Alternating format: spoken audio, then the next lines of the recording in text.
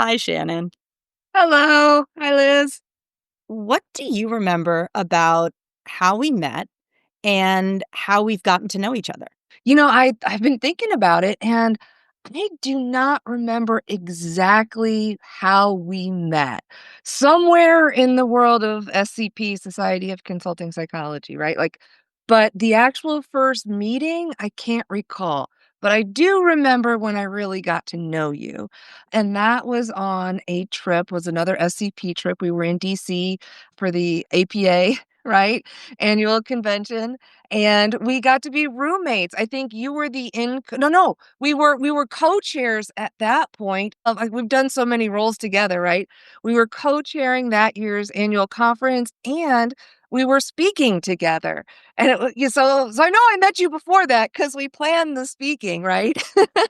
And we were talking about everything you wanted to know about being a coach, but we're afraid to ask. But really, just hanging out with you, being a roommate in DC, exploring, going for walks, just talking about our families, all the cool places you've been traveling up to then. And I'd been kind of hunkering down because it wasn't too far post, lockdown. And so it was like, I hadn't been out in the public talking to human beings face to face like in quite a while on such a scale. And we just had a great time, and also enjoyed company of some other folks, like Heather Kennedy was with us and went on some of those walks. But yeah, that's when I feel like I really got to know you, and felt like we had to be besties. Like, we had to hang out, we had to support each other because our vibes, like, they just resonate. I remember the first time we met, it was in Minneapolis. For the Minneapolis convention, I had totally accidentally ended up as responsible for our division content at convention, which is just the largest professional gathering of psychologists in the world. And I'm responsible for a whole division's programming. And I literally just joined like 10 minutes before. And Doug Riddle, who I adore, the Reverend Dr. Riddle, was like, Liz, you should do this. You can totally do it. It'll be great. And I was like, you just need me to volunteer as tribute. So I was like, all right, well, we'll figure it out. And so we kind of did. So it was this wonderful space of me both kind of being in charge of something and simultaneously having absolutely no idea what I was doing, which Mm. also feels like a theme for me, but was ended up being amazing. And we had this house that we had kind of rented, and we were using as both the hospitality suite for division hangout, Mhm. and those of us who were there representing the division at convention were staying there. So Yes. it was really fun. And you were staying there too. You and Heather were roomies. That was our first time That as was and roommates. so the first Yes. time we met was when I arrived at the like, the Airbnb. You were already there, Yes. and you opened the door for me, Yes. and we'd never met in person, and I was like, "Hi, I think I'm staying here. I really hope I'm in the right place and I haven't just walked into your home." Right, because it had that staircase that and was such a great place, but it was a little like that first doorway was awkward. Yeah, it's all coming back to me now, and also the walks we took, where Mhm. we distributed some of our leftover snacks to the community. Yes. We handed out food to people. We had leftover snacks from our open house, and there were people who were hungry. And so it just seemed just that we would give the food to the people who were hungry, and they would eat it because they needed it, and we didn't. Yep. So it was yeah, I remember us doing that, and the fact that that thought occurred to you and me at the exact same time. I remember that moment, you and I were both in the kitchen packing it up, and we both said essentially the same sentence, like, "Oh, as we walk over to the convention, we should give this to anyone that we encounter who seems like they are hungry." Mhm. And we said essentially those words simultaneously. We looked at each other. I remember, like, flipping around and being like, you are my people. You are my" Mhm. I mean, I kind of already knew. I also remember a conversation we had about different ways of doing business models in consulting psychology and advising, and how you differentiate between consulting, advising, coaching, and then an area in which you are licensed to practice and I am not, which is therapy, Yeah. counseling. Yeah, yeah. And I remember great conversations about that, and so, I remember Minneapolis really well, and then you agreed to come along for the ride with me the next year as co-chair Right. We for had so much the fun. exhibition in DC. And Yes. you and I had a blast. We gave that presentation on everything you want to know about becoming an executive coach, but are afraid to ask. And we took a flyer on it. We really had no idea what kind of a response we would get. Yeah. And so you and I showed up first day of the conference, 8 a.m., in a room built to fit maximum maybe 40 people if they were all really good friends and wanted to sit almost on top of each other. And we ended up with 85, standing room only, pouring out into the hallway because people were just so hungry for information on how do I, and it was largely people who had been clinically trained, many private practitioners of counseling and psychotherapy, wanting to know how do I pivot or how do I expand my practice? How do I take advantage of the fact that I have all this training and expertise in psychology and perhaps one-to-one service as a model isn't where I want to be at this stage in my life or career. Maybe this isn't what I'm thinking of for my long term. Maybe I'm good with it now, but I want something a little different in the future and I want to explore that. And we managed to do it. We created a safe space for people to come and say, I'm really curious and I also don't know. And I've heard a lot of things that maybe make me wonder, could I even do this? Do I even want to do this? I have no idea what the rules are. Are there any rules? And you and Mhm. I just said, "Hey, let's figure it out together." And you have such a different career path to me, and yet we've both found a home in Division 13. We've both found ways to collaborate and to contribute to one another. So let's throw that open to other people. And I think what resonated was just that first, I mean, you're so real. You, Shannon, are real and authentic. You are comfortable being vulnerable in front of others in a way that invites people to be vulnerable themselves.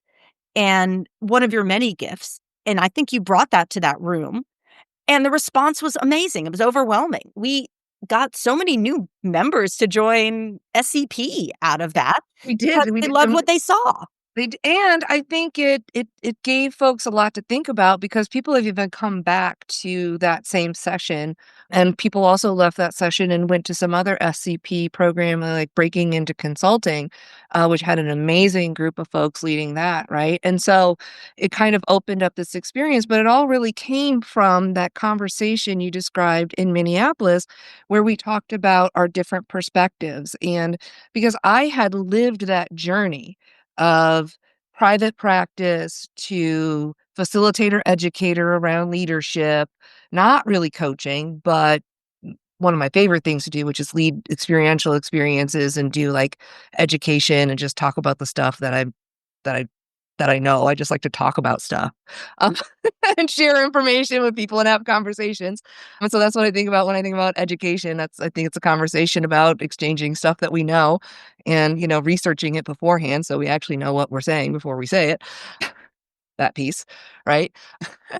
But because I had lived that journey and you had so much knowledge from your background about what the audience is hungry for, like in a corporate setting, because you understood like business and business dynamics and things like liability and risk management, just again, we brought together this area of knowledge that I think created a really sweet spot of experience for the members, but it really came out of our own journeys, right? And both of our vulnerability and sharing of that with the audience as well, because your path, just like mine, is like not linear in any way, right? But it's the beauty of the eclectic nature of who we are that really came together in that. And I get to continue to do it like, I have this thing that I keep thinking about that psychologists and mental health providers at the master's level as well have this wealth of knowledge and information about human behavior, about communication, like about community, about how groups work in behavior. I mean, like this, the unconscious, neuropsych, like the things that psychologists and mental health professionals know is, like, walled off often from the business community who needs this information, right? Like, they're dealing with humans, they're dealing with communication, they're trying to get stuff done. People are bringing their we say we wanted you to bring your whole self to work. Well, now I gotta figure out how to lead your whole self. Like, how do I do that? And there's this amazing amount of experience and information, but the two communities don't really, like, cross-pollinate and share with each other on the level that they could be, right? And it goes the other way, right? Where often psychologists and people working in mental health don't have a full picture of what happens in organizational life, the pressures around what happens when you're the boss, right? You're a CEO of a company and you're responsible for the well-being of 30, 50, 1,000 employees and the pressures that come with that against, right, the economic pressures and the things you got to do with your own family and your self-care. And I just want to be a part of doing that. One of the reasons I wanna apply the things I've learned, right, as a therapist and as a kid of a therapist, I basically grew up in a therapeutic community. And so sometimes that's a branding issue, right? Because people only see me in that mental health space. But when I did that work, running the practice itself from the business side, as well as acting as a therapist and building some workshop type programs, one of the things you learned very quickly is the systems that people live in have a profound impact on their well-being. Where they work, where they worship, their families, their neighborhoods, their communities, these things shape them. And it sometimes would be frustrating, behind closed doors, stuck in a room, to not have the influence, to not be able to help and fix or contribute to some of those larger systems. Even just educating, right? Letting people know about these kinds of things. Over and over again, I encountered that. Where I was able to do something about early in my career was actually around divorce. My dad and I created a program called Child Advocate in Divorce. He was really the lead on it then. I helped with creating some research-backed modules, and of course, I did all the admin and secretary of the board and that kind of thing because, I was the young one, so I had to do all the note-taking and typing and copying and that fun stuff to creating the workbooks and all the things around that, which was a great experience because that's where I really learned how much I love to lead learning experiences. My dad says when I was a kid, he used to do public speaking, and he tells this story about how I would come up on the stage and steal the microphone from him, like, at the end of the talk, like, when I was little, like 6, 7, like, I don't know. I don't know if this is true or not, I don't remember that, but I really feel very comfortable in that role of, like, being co-creating an experience kind of as the leader of it and sharing information. And so anyway, so that the experience of building the Child Advocate and Divorce workshop it just gave me that idea that there are ways that we can have as psychologists and mental health professionals some we can create programs, we can interact, we can get involved in our communities in ways and our local businesses in ways that actually do start to create systems change. And like that is a key piece of I think describing who I am because it's really about that connection that somebody called me a super connector recently, right? But that connection between like the human, the science, and the systems, like they all go together for me in a way that makes it very hard to explain the value that I bring and what it is that I do because it's shifting and changing so often depending on the needs of the situation. And that putting that into like a marketing blurb is it's a lot, and it's never quite right, it's never enough, it's always a little to the right, a little to the left, a little too high, a little too low, because really, I think where I thrive the best is in that place of uncertainty, that area where we're working without a net and we're not sure exactly what it is we need, and it needs that multidimensional approach to try to, like, move from this complexity to a level of simplicity, and so, like, how do you market that? How do you tell people like, I can help in your organization in ways that I'm not sure about yet, you're not sure about yet, but we're gonna figure it out and co-create it together. Like, the process consultation is the closest model to it, but that, like, deep informed background of not only being a therapist, but literally being the child of 2 therapists, and so it's so baked into my schema that I can't even separate it from who I am. I mean, I was being taught these things, like, about unconscious before I have conscious memories. Like, that's my background, Liz, right? It's not always easy to describe what it is I do or what I'm thinking about or what I'm passionate about because it's usually a bit of a mix of different things. It's like that movie, Everything Everywhere All at Once or whatever. Like, I was like, "Oh, that's how I would describe my brain." And then it gets hyper focused on what it is that I'm doing in the moment once I get locked on to the thing, right? Whatever that might be, whether it's leading a group through an experience or doing strategic planning or one-on-one coaching with a leader or team coaching, it's like all that, everything gets locked on to what's in front of me until it's time for the next thing. What are you most excited about right now? A couple of things. I'm most excited about starting to write and starting to get my ideas out. You described me as being like vulnerable, and I think I am, but there are also ways in which I'm like, protective shell, right? And some of that comes around exposing myself in large public settings, like putting my writing out there. So that, and then this thing, strategic doing is because it's both a strategy, an agile strategy model, and a leadership model, a mindset model that was put together by Ed Morrison and a team of folks in a book called Strategic Doing. But I've been in contact with Ed since the early 2000s, and I would like to think that, well, I don't think he has said that I was an influence in some of the thinking and how this model has been developed and how they do the training, because he was able to bring his group out to the retreat center I was facilitating at the Edward Lowe Foundation. So I'm just running them through the stuff, their strategic planning event I'm the facilitator of. And so some of those things like cross-pollinated between us a couple of decades ago, right? And so that's kinda cool, like, to feel like I have a piece of this thing, but well, it uses some of the coolest stuff, again, just, like, across so many disciplines.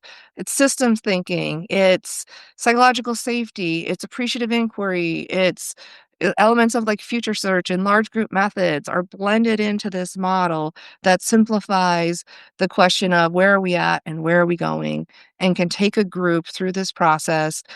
And what's amazing about it is it's best suited for complex adaptive challenges, right? Like the ones we face mostly today.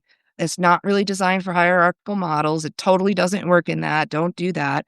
It's designed for networks who are solving complex problems. And I think more and more, that's the kind of thinking and process that we need. But because there's so much deep psychology and systems thinking and economics baked into it, it creates this simple but very robust framework to bring groups forward from, what could it be to what are we going to do in with a plan for action for 90 days to 120 days in 3 to 4 hours. So it's a pretty amazing model for like agile strategy, but it's also, like I said, it's a way of thinking about, am I creating psychological safety in the space that I'm in? How do I think appreciatively and go through how I'm framing, whether I'm framing something as a problem or an opportunity? It walks people through decision making models, asset mapping. And so, again, each module that's a step in the process is also like a leadership skill or characteristic. So, again, that's why I'm super excited about that right now and trying to figure out, like, how do I get other people excited about it so that I can do more sharing and teaching of it and get more folks out there solving complex adaptive challenges. Wow, Yeah. it's just pure Yeah. Shannon. And it emphasizes things like micro commitments, getting people to move and get things done is really hard, especially in networks, right? It's why we default off into the hierarchical systems because it's easier to just tell you what to do, give you a measurement, and send you off to do it. It's a little bit harder to co-create that together and get people to commit to it and, come up with their own outcomes, right? And measure them. And so this model is really based on, that's one of the key concepts, is this idea of micro commitments. What are you going to do? What are you willing to do? Right? What can you commit to do? That's like an hour of your time in the next 30 days, right? Instead of saying, I'm going to, build this whole giant thing. It's what's this micro commitment that you can make and take action now so that we can get some small wins, we can build some trust, and we can see things moving, right? Again, there's that psychological component where it's like we got to see things moving, like, or our attention is going to be right back to doom scrolling before you know it. And so, especially in this world, right, these micro commitments are a critical reframe, to me, of how we get people moving in action. And I think, again, it's like, even if you're not doing the whole strategic doing model, if you can take a concept like micro commitments and figure out how to use that in your family with your kids, how to use that in your small business, right? How to use it even in your marriage to create small wins so that you're moving forward. I use it in like my health, right? Like micro commit. We talked about this a little bit on LinkedIn, right? Like it's easier for me to make micro commitments to my health than it is to say, I'm going to go to the gym for 90 minutes. It's a lot easier to say, I'm going to do 15 minutes. I'm going to go do a power walk. I'm going to go stretch. I'm going to do different small tasks throughout the day so that they accumulate into like a healthy movement lifestyle. But if I try to pack it into my day where I commit, an hour and a half, big chunks of time, I will inevitably fail because it's just too hard for me to be consistent with that. But I can be consistent on a micro commitment of I'm going to exercise for 15 minutes in the next couple of hours, and here's where it's going to be in my schedule. Right. Anyway, so that's one of the things that comes out of it. And as you can see, like my brain goes like beep, beep, beep, beep. Who do you want to talk to? I want to talk to people who hear what I just said and get excited. I want to talk to people who are trying to achieve really cool, big things, but they're not quite sure how to get there. And they want someone to help co create with them and figure that out and bring models and processes to do so. And we're right back where we started, which is systems and human systems and even our bodies. What you just described is how you build muscle. Muscle has to be broken down before it's built up. And that's where the burn, feel the burn. The burn is your muscles actually breaking down so that they can build back up. Certainly, I feel with you in our friendship and our professional camaraderie is a place where we can allow ourselves to do that hard work that breaks down what we think we know now so Hmm. that we can build up to learn more as we move forward and Yeah. to take these experiences that we have and make meaning from them. I look forward to us doing more fun stuff together.